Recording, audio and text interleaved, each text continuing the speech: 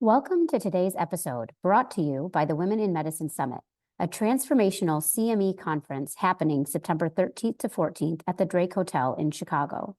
Engage in leadership programming, learn negotiation skills, receive on-site coaching and mentoring, and see who will win this year's I Stand With Her awards. This year, we're excited to offer unique programming that includes a special session on how using improv comedy can bring fun back into medicine. We also have financial sessions tailored to help you navigate the complexities of personal and professional finances.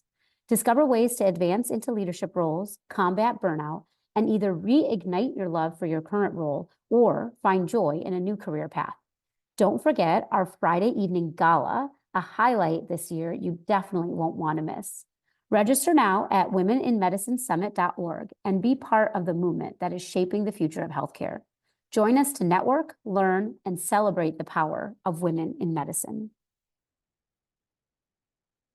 What fills your cup? When do you find flow? When do minutes feel like seconds and hours feel like minutes? For me, that's writing. Today, I am so excited to share with you Dr. Shan Liu. She is the great-granddaughter of Wu Lian-Te. She is an emergency medicine physician at Massachusetts General Hospital in Boston and an associate professor at Harvard Medical School. Masked Hero, her publishing debut, was inspired by her daughter Kaylee's first grade project about Dr. Wu, written in early 2020. Both mother and daughter are proud to share the story of Dr. Wu and help children understand that heroes come in all shapes, sizes, genders, and races. Shan Liu lives with her family in Massachusetts. Enjoy today's episode. Welcome to the Revitalizing Doctor podcast. We interview trailblazers in medicine that embody the Revitalize Women vision to empower women to innovate and influence medicine, to value authenticity, respect, and work-life harmony. We recognize the challenges in medicine, and we're committed to providing coaching-informed strategies to help you go from surviving to thriving.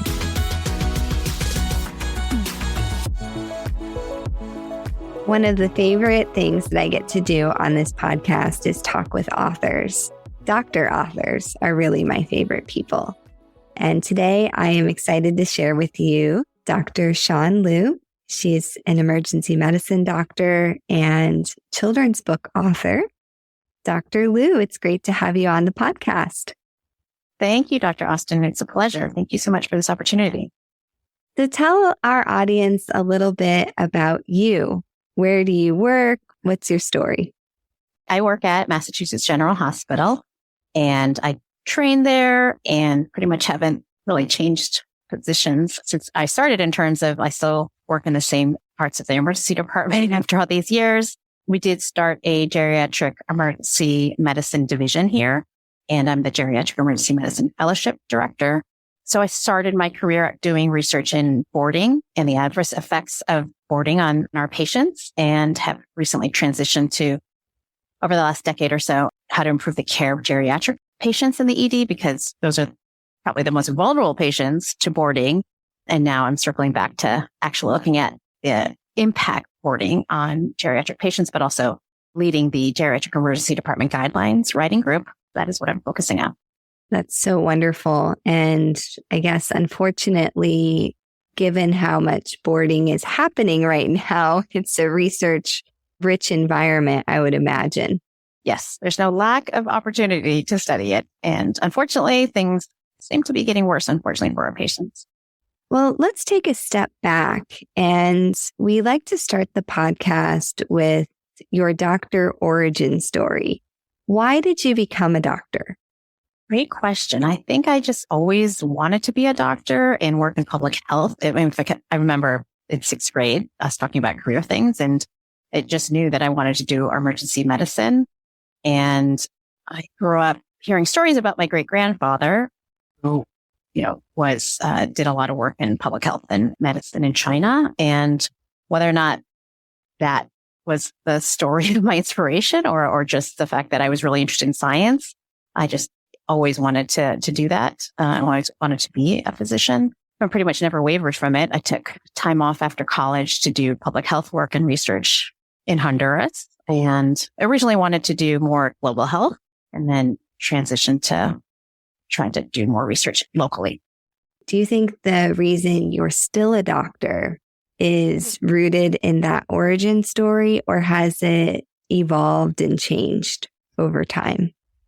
It's always been an interest in helping others. So at the end of the day, no matter how hard a shift is, feel like at least I'm trying to help someone during that day or during that shift, as hard as it can be as an emergency medicine physician.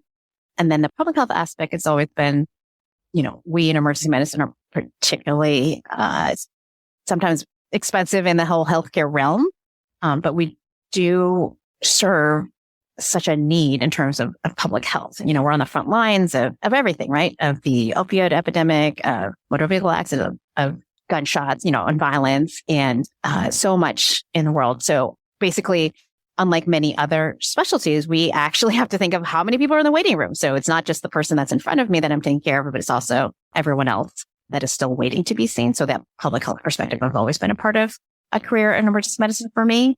So I think, whether or not it's directly related to the original reasons why I wanted to do medicine, it still has always been those two things. Like, I really want to help people and I really want to help the general population in terms of the broader perspective. Yeah, that duality. And I think what's kept me in emergency medicine is we are pragmatic. We have to be. At the end of the day, you can be very lofty and have, all of these ideas, but it doesn't help the patient in the moment on the shift. So there's that duality of what does somebody need right now? And, for us that get to do fun things like research and podcast and educate, we're also moving the needle in a different arena. So, and I think for me, that's been what's kept me in emergency medicine. If I was only doing my shifts, that would be really challenging right now, given the current environment. Exactly. I think they both, that duality, I love that term. I think sometimes it's like, what can I do to impact on a broader perspective, all the reasons why my patients are coming to the emergency department? But sometimes thinking on that abstract level and trying to improve things on that abstract level makes it feel like there's nothing better than when you're actually impacting somebody in front of you. But I think it has to go back and forth. So there is this interdependent sort of relationship of, how can I help my patient on a day-to-day basis? Well, maybe looking at things upstream, like how do I prevent, visits to the ED for these reasons. So I think it kind of goes back and forth and they really do complement each other. Let's turn to your book, The Masked Hero. How did you get involved in writing a children's book? So this all started, as I mentioned, my great-grandfather has been a story that my parents have always talked about. Not all the time, but I grew up with stories that he was the equivalent of the Surgeon General in China. And we learned more about him when we went to Harbin, which is in northern China, and learned about, there's a research institute in his name and a university that honors in his name as well. And so I brought my whole family, my kids, and then we went with my parents, and I learned so much more about the work that he had done. So fast forward to COVID, where obviously emergency medicine physicians were on the front lines, and there was a lot of just debate at that time in the United States about masks. Meanwhile, my family in Beijing, obviously everyone in China and much of Asia had already pivoted very quickly to using masks. And I just felt this frustration that we weren't taking necessarily best practices from other countries. We were pretty slow to adapt some of the measures that were immediate in other countries. So that was one issue. And then all of the racial tensions and anti-Asian hate crimes that were happening really made me think, I just don't want my kids to be ashamed of who they are. So I'm Chinese American and they're Chinese American and Irish American. I didn't know where the country was going at the time in terms of the things that we're calling COVID, like China flu or Kung flu and China virus and things like that. And I just felt helpless. And I wanted to as a mom, somehow impact my kids in a way that would make them proud of their ancestry and who they are. So it really stemmed out of those two issues and pivot to when the school shut down. My daughter was 6 at the time. And, I wasn't doing a very good job of, teaching them at home. And so I turned to this online course out of desperation just to have her have some structure. I basically just said, please just, for 20 minutes, have someone talk to her about X, Y, or Z that would outsource some of the burden. And so it was a writing class, and she had to write a nonfiction piece. And again, at that same time, there was still a lot of debate about masks. And I said, you know what? We're just going to talk about your great grandfather because you should know the story and we should write about it. And her 4 pages where she just wrote 2 sentences in each page and did an illustration really was the first version of this book, even though we didn't know it at the time. I think a couple months later, after we had spent nothing else over the summer but read books, basically because camps were shut down, I just noticed that there were a lack of books about Asian heroes. So there are some books, but certainly not a huge number of people featuring Asians, or certainly not a lot that are featuring East Asian figures. And so I looked at my daughter and I said, no, we're just going to do this. We're going to write this. And so I met with another author and said, I don't even know where to start. How do I do this? And basically that opened up the doors to writing something, finding a illustrator, and then eventually finding an agent and a publisher. And it took a while, but 3 years later after writing it, it finally came to press October 2023. Congratulations. And it's such a beautiful, beautiful book. I was so happy to hold a physical copy of it when we were in Philadelphia for the Revitalize reception, and we gave out a few copies of your book. Thank you so much. Yeah, that was so exciting. I think that day was our launch date. And so how better to celebrate than with a room full of amazing emergency medicine physicians or women who are doing amazing and inspiring things. So thank you for inviting me. And thank you so much for organizing that event.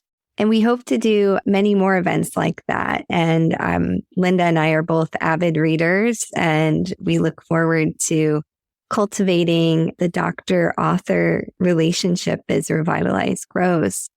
I also want to just encourage people as they're thinking about their holiday shopping list.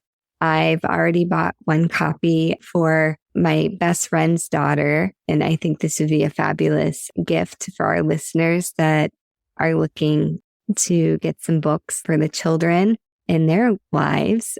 Most of the listeners know I'm actually not a mom. So what ages would you recommend for this book?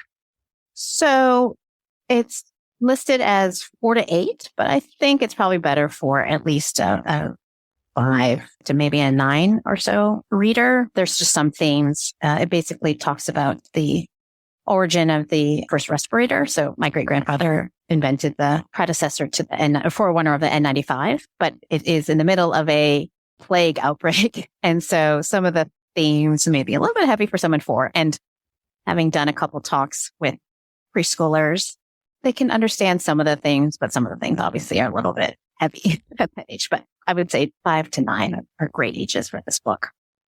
Yeah. And I imagine even though it is a bit of a heavy topic, I think, the message is that humans always figure out a way. And the story of agency that your great grandfather innovated and created something, that saved lives.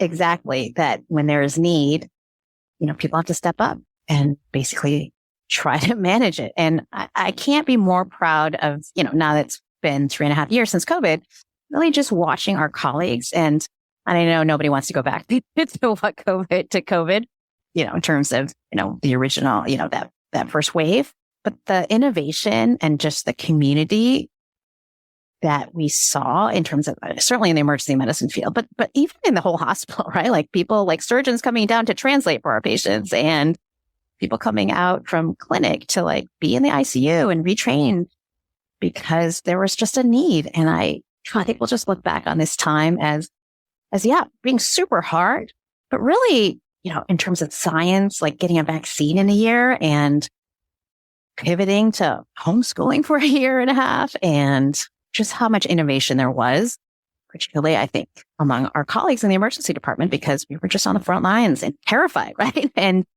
we stepped up to the plate. And I'm just really proud of what we achieved, because it was really scary, right? Yeah, absolutely. And I think it's a long tail, longer than I think any of us really realize. That's the impact on us personally and the whole healthcare system. That I worked a shift day or two ago, and our boarding times were up to 20 hours, and it's barely the start of fluvid. I said fluvid.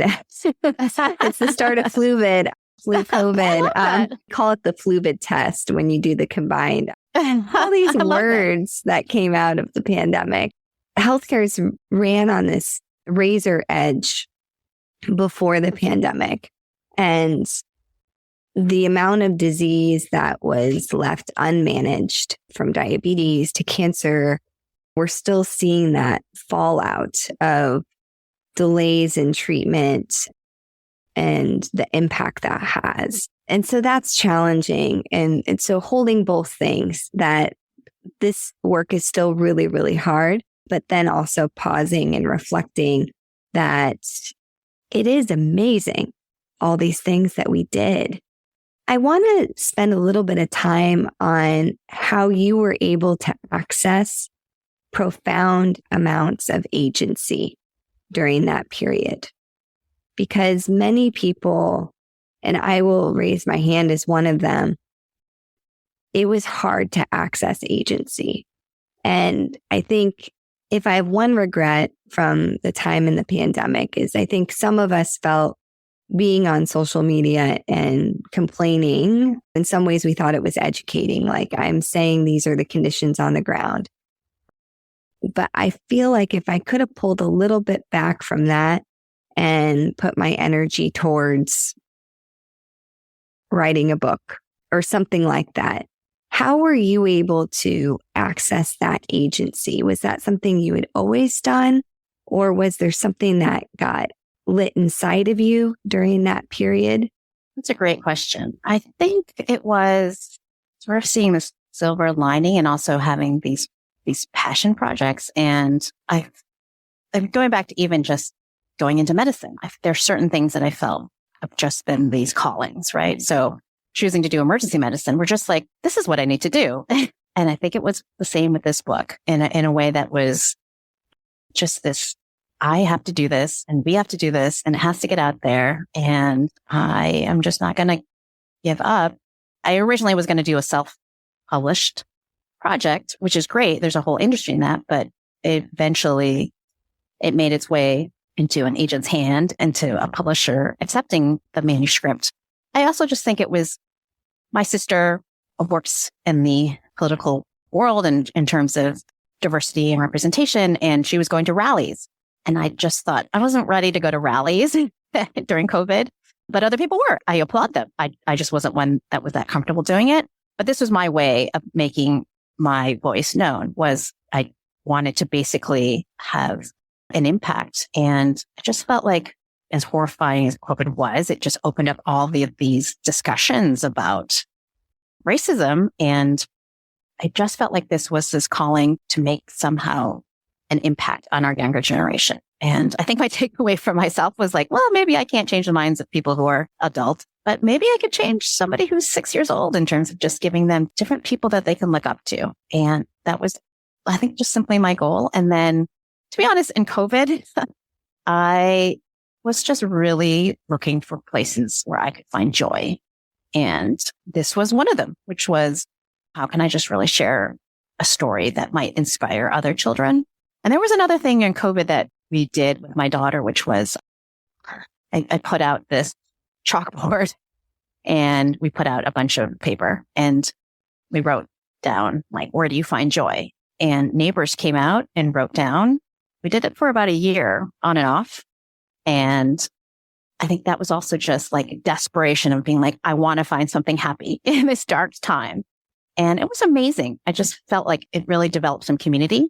Even in all that social distancing that we had to do that first year, it really was a need. It came out of a need that I had to connect in a new way. Like we weren't necessarily socializing with people, but people were leaving anonymous messages like, where do you find joy? What brings you happiness? What are you grateful for today? And it was just some structure to our day that my daughter and my son would just put up this chalkboard. And so I think it goes back to that idea of finding joy in places, even as dark as it was, because you can always find sources of joy. I think even in places that you don't expect, or times, I'm sure, that you don't expect that you can find joy.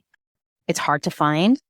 And I'm not saying that life isn't hard at many times, but I do think there is probably some aspect that we can find, whether or not it's an interaction with someone that you wouldn't otherwise have, or just being grateful for the time, for the things that we do have. And so that was a lot of work that I needed to do because, believe me, I could get down the rabbit hole of this being just a miserable time. But I think it was out of this just desperation of finding help and finding some way of having light during that time. Yeah. I think I have an idea for your next book.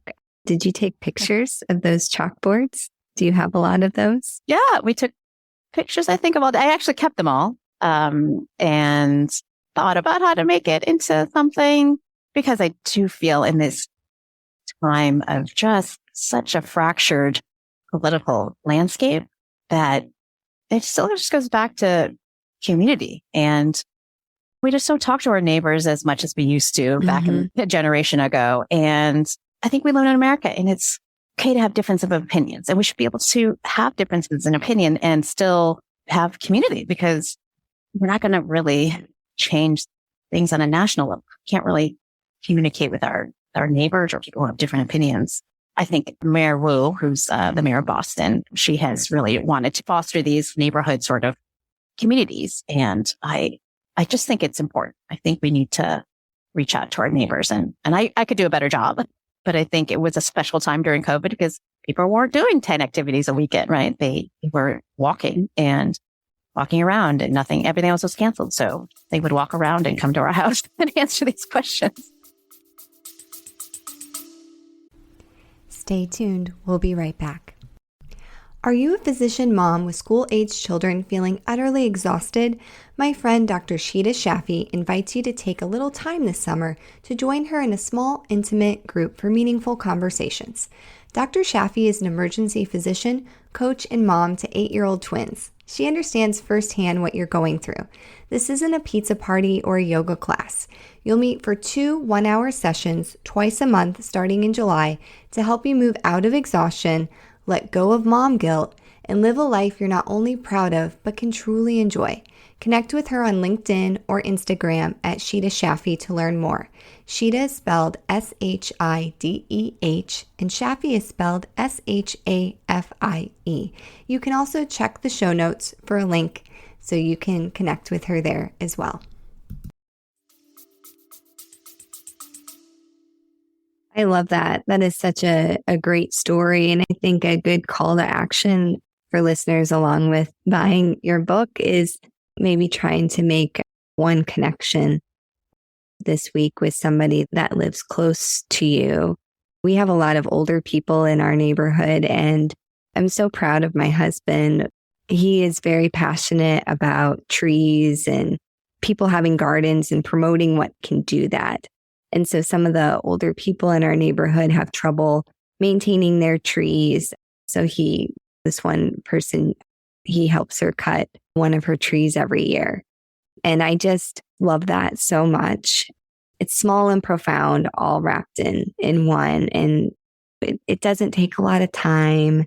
It's not really that big of a deal. But if more of us did that, would we start to feel more connected?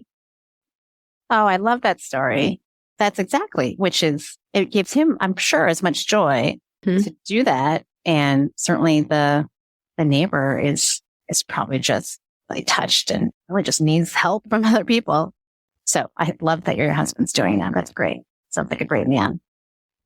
For one of our listeners, if they're thinking, I've got this idea for a book. And you mentioned that one of the key steps was getting an agent. Can you explain to listeners what they are just starting to dip their toes into the industry, what that would potentially look like? Yeah, that is a great question. So there's a lot that I learned through this whole process because it's completely different than what we learn in medical school as far as different skill sets and different, networks that we need to tap into. So I think the first question is, what's your story, right? And creating the best story you can and sharing that. And I do think everyone has a story. Like everyone has amazing experiences, and it's just crafting that story to the best that you can is sort of divide of do you want to self-publish or do you want to try to go the traditional route? And there's lots of pros and cons to both. I think I was willing to do both. I was willing to first start as a self-published author just to get it out there quickly. But what this other author told me was she basically had a list of 100 agents and publishers, small publishers. And she said, well, I'm going to email about 100 of them. And if I can't get someone to bite, then I'm going to go the other route. And that felt like it was putting it out there and seeing if you could go down the traditional route. And then the other plan would be to self-publish. So I took that list that she had, she was nice enough to share that with me because there's all sorts of different agents in terms of what they specialize in, whether it's adult versus nonfiction versus romance or X, Y, and Z. So this list was for children's books. Yeah, basically it's going through and finding a list and looking at all of them and seeing how to pitch to them. Do they want a full manuscript? So it's a lot of work.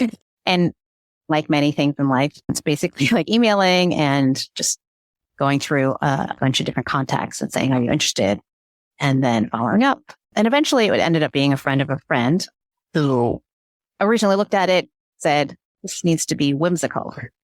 No, Dr. Austin, if you know me at all, I'm not the most whimsical person. And the book is about a plague. And I think I laughed and I said, well, this is a little challenging because I don't know how to make this fun, but it had to be something that appealed to kids. And so we had to go back to the drawing board and make it more kid friendly. And this is where my daughter, who was 6, helped a lot because she, if anything, gives me honest feedback of this is boring or I don't want to read this or this is which is great because she's the perfect person to tell me this is not an appropriate theme or this is an appropriate theme. So yes, I think first starting with what is your sort of game plan?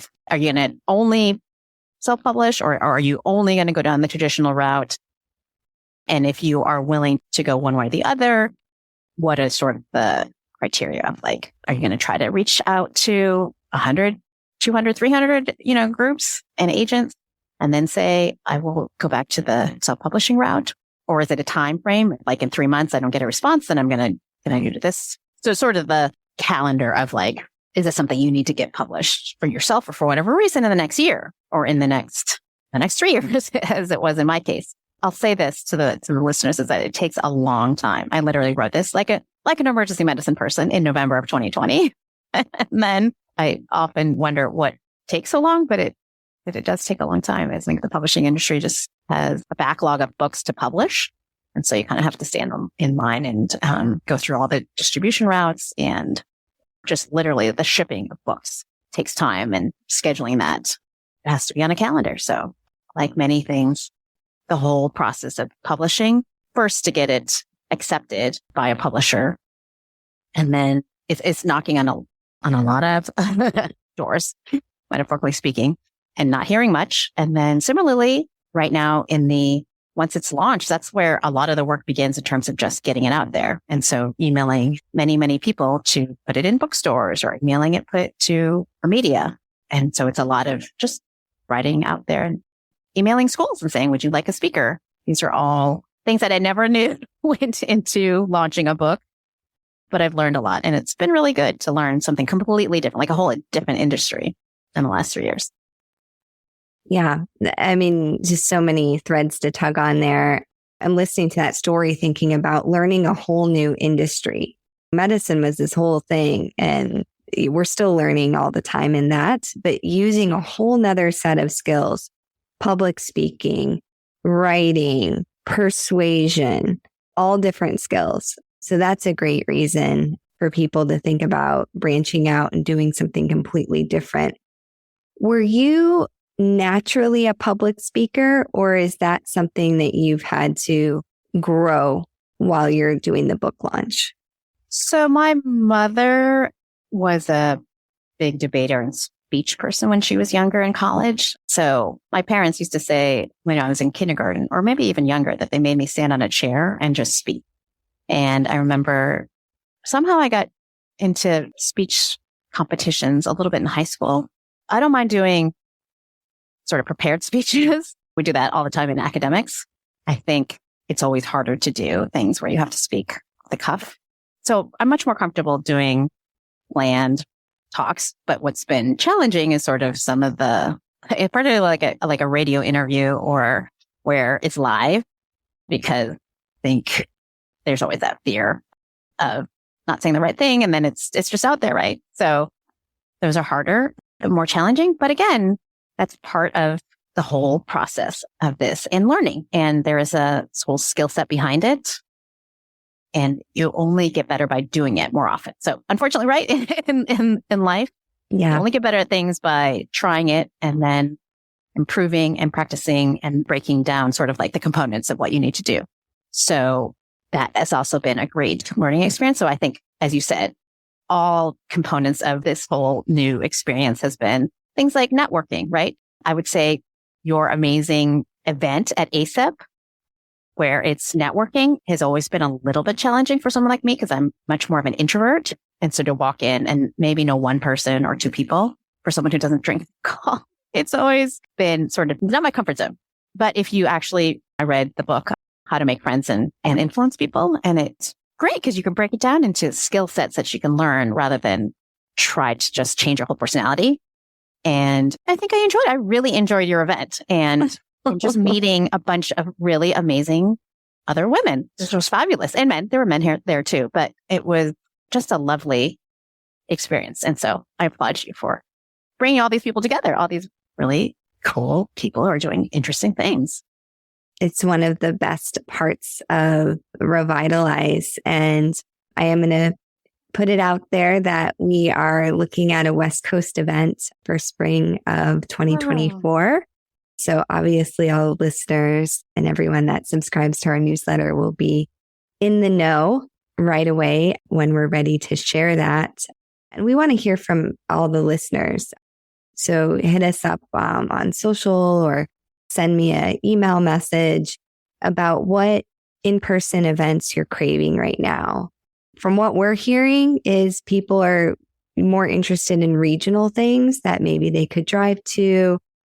Certainly the energy of a national event is amazing.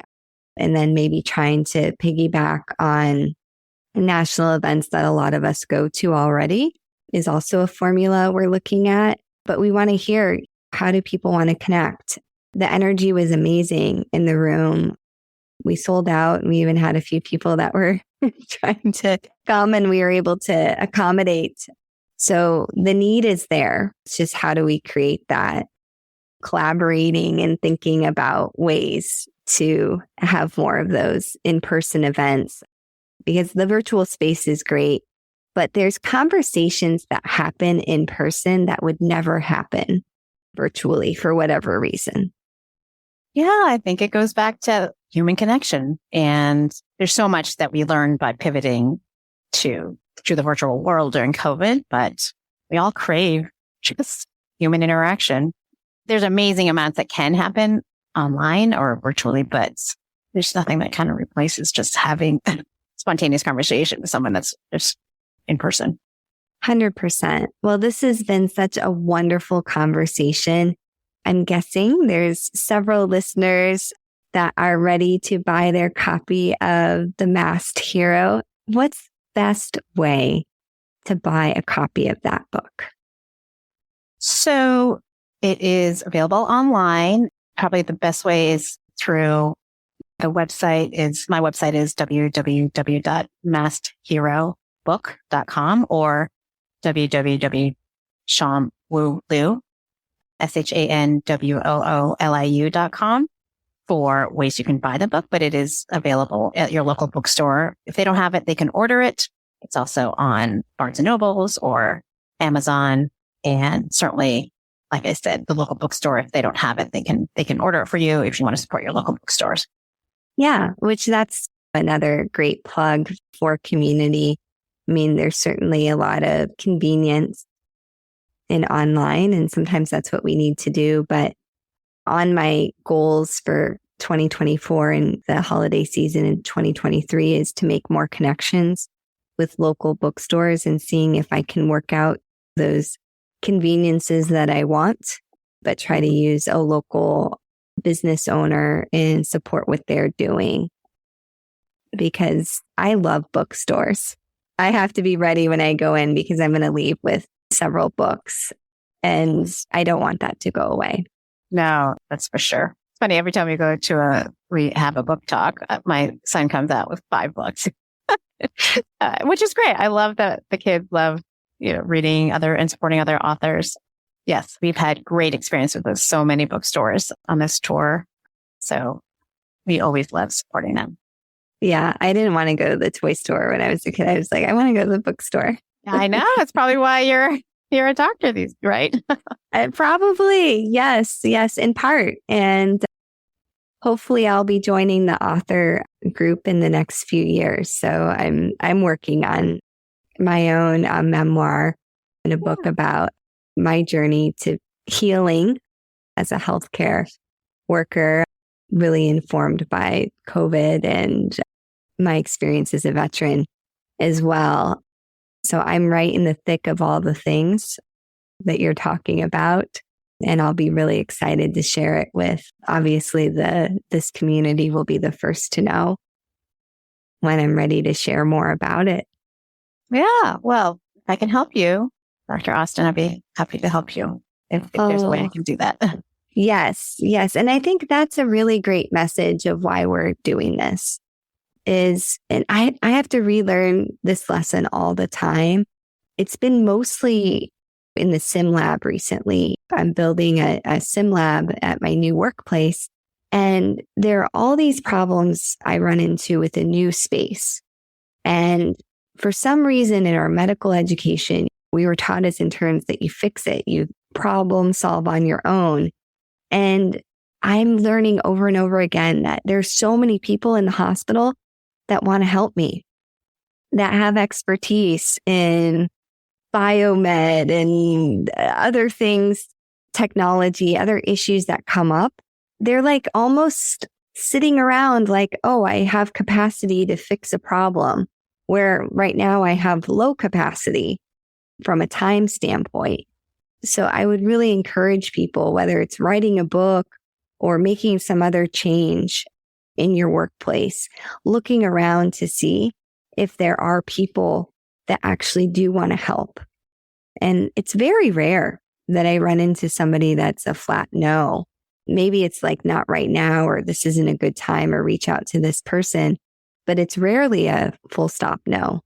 That's exactly true. I think we went into medicine, right? Not to say no to helping people. It just may be also part of not burning out, right? Is having some boundaries. And so it's not always a, no, I don't want to help you. Of course we want to help you, but it's be like, I can't do this right now, or I can do this. But usually you can do something, right? You can do some little thing to help someone out, whether or not it's, that doesn't take that much time. So whether or not it's helping someone, here's my agent's address.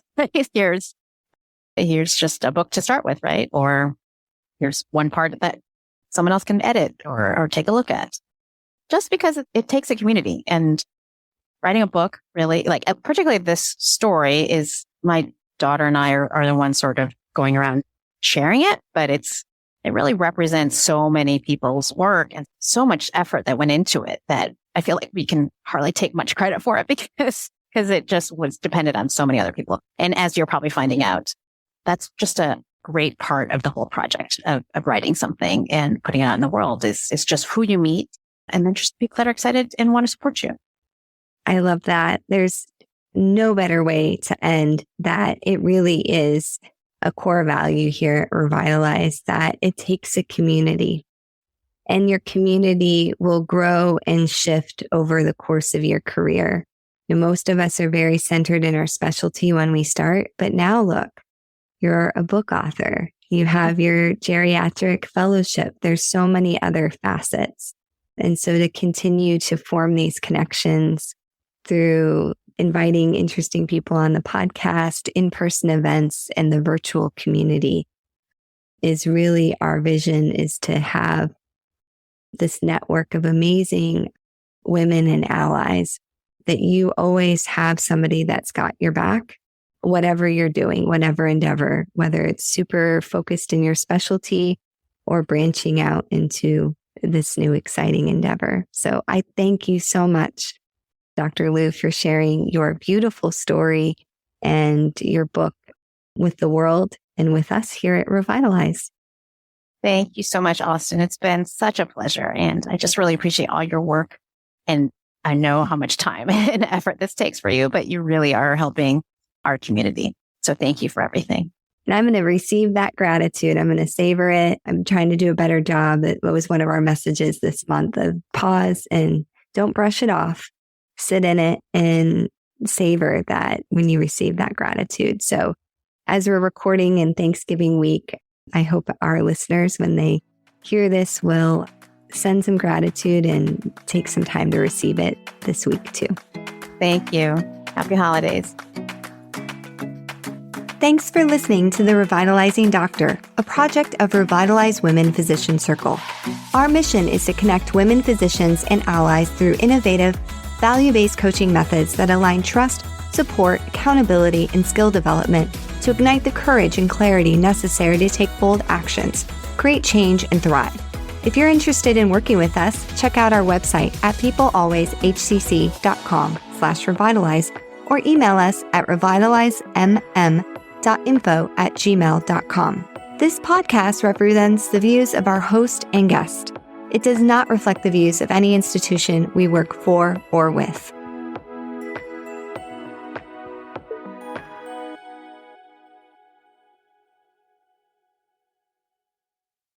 Hi, it's Dr. Risa E. Lewis, dropping in to tell you about a book that Dr. Adara Landry and I wrote. It's called Microskills, Small Actions, Big Impact. It's a business self-help book coming in 2024 by HarperCollins. Pre-order now. Microskills, Small Actions, Big Impact, wherever you buy your books.